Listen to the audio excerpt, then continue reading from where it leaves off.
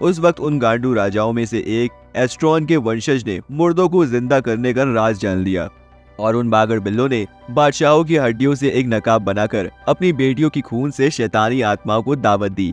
वो नकाब शैतानी आत्माओं से ताकत इकट्ठा करके उसे पहनने वाले को दुनिया का सबसे ताकतवर इंसान बना देता था।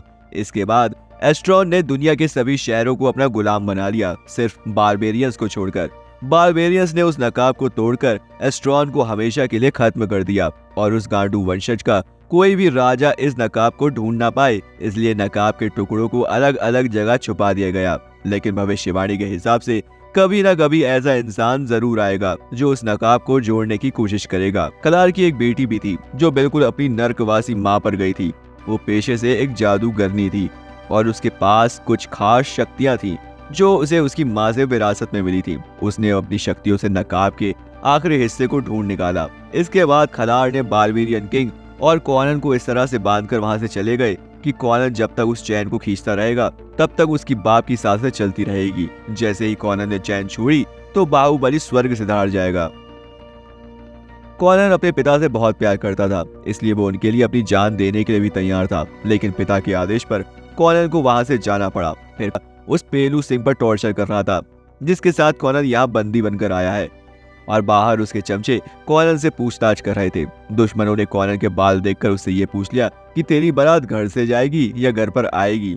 ये सुनते ही कॉनन ने गुस्से में सबको पेल दिया। फिर उसने उस कटवे के पास जाकर उसे याद दिलाया कि वो वही लड़का है जिसने उसकी नाक काटी थी। जिसके बाद कॉनन ने उसे खलार का पता पूछा, लेकिन खलार का अता पता किसी को मालूम नहीं था। फिर भी उसने ये बता दिया कि खलार बहुत ही जल्द शाहपुर पहुंचने वाला है ताकि वो एस्ट्रॉन की आखिरी पीढ़ी की सबसे खूबसूरत लड़की को अगवा कर सके और उसी के खून से वो शैतानी ताकतों को जगाकर अपनी बीवी को जिंदा करने वाला था जो उससे भी बड़ी गांडू थी।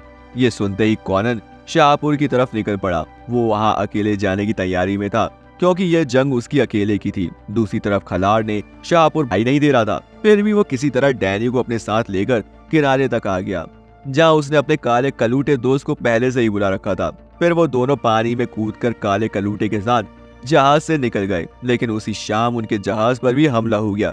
दुश्मन किसी भी कीमत में लड़की को अगवा करना चाहते थे, लेकिन कॉनन और उसके साथियों ने मिलकर सबकी छुट्टी कर दी और अगले सुबह वो खलार से लड़ने अकेला निकल पड़ा। लेकिन काले कलूटे को डैनी और कॉनन के प्यार के बारे में पता चल गया था, इसलिए उसने डैनी को उसके साथ जाने के लिए कहा।